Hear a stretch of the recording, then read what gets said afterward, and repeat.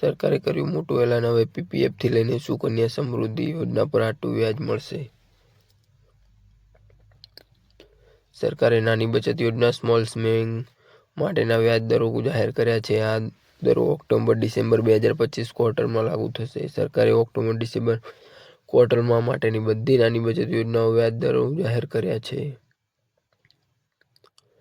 આમાં સામાન્ય રીતે પોસ્ટ ઓફિસ બચત યોજના, public provident fund, PPF, senior citizen saving scheme, SCSS, national saving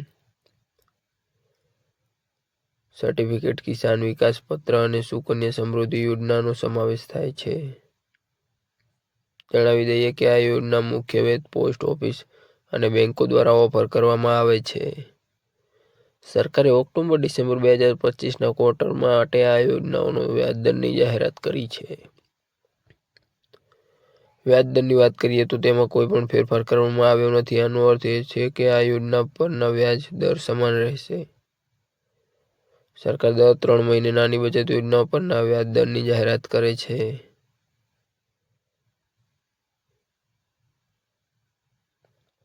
અમારી channel like, share and subscribe કરો અને બેલ આઇકનને પ્રેસ કરો।